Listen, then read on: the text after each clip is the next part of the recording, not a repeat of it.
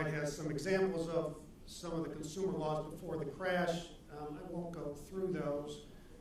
I already talked about rating agencies demanding weaker state laws, so I'll move through that. Essentially what happened to allow a lot of these mortgages to fail and for people to default is, remember I mentioned these adjustable rate mortgages. Well, a lot of people entered into these adjustable rate mortgages, and then 3 or 4 years later, the rates went up and they could no longer afford the mortgage, so they defaulted.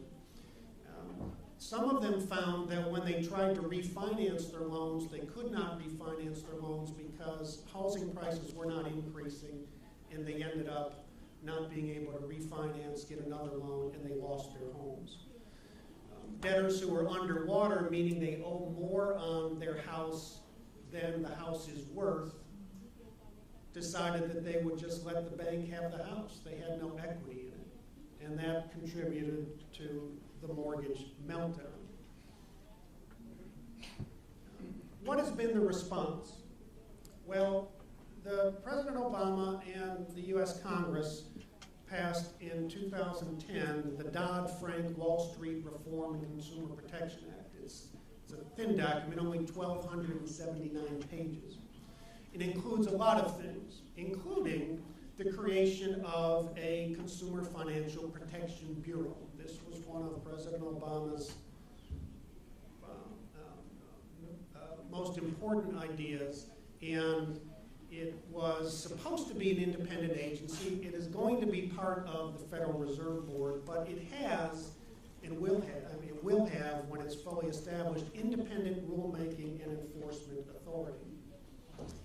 The first interim director is Elizabeth Warren. She was a Harvard law professor, and she is directing the creation of this Consumer Financial Protection Bureau.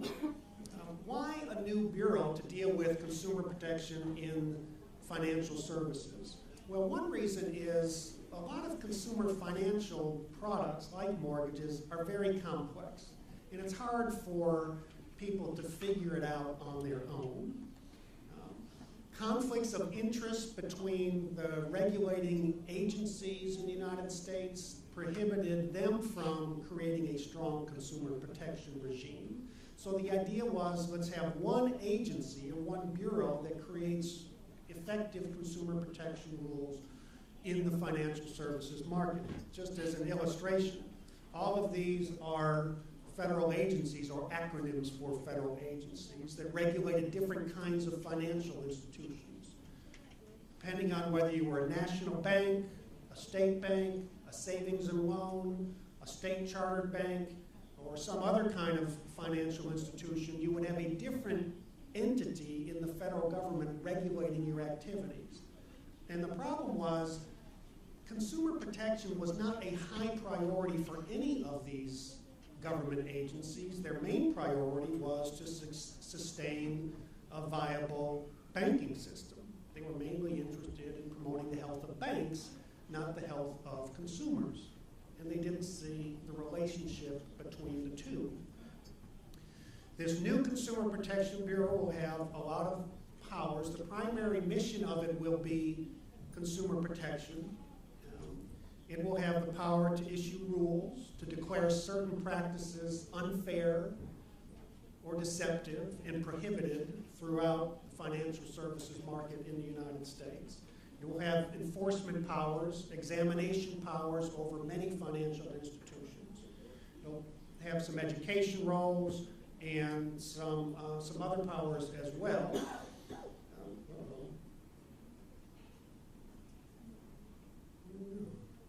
I apologize for that. I had 7 or 8 more slides. But the other thing that I did want to say, since I'm running out of time, it's probably just as well, is another important part of this new law that is taking effect over the next year or two is reform of the mortgage market in the United States.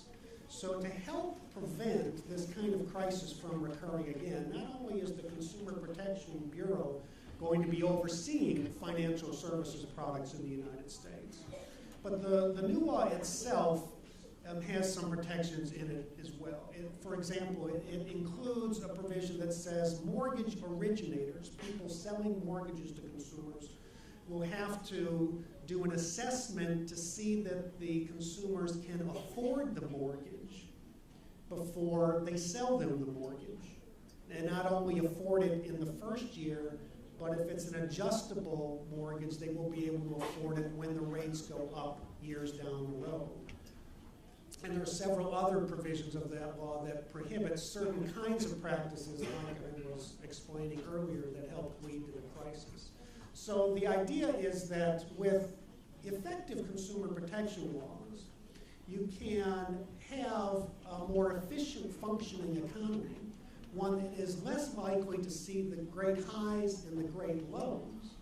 And in the meantime, you'll have an investor class investing in securities with better information and better understanding of the risks that they are incurring, so we don't have another crisis arise when consumers who are misled end up defaulting on their debts, and it brings the financial world to a halt. Thank you.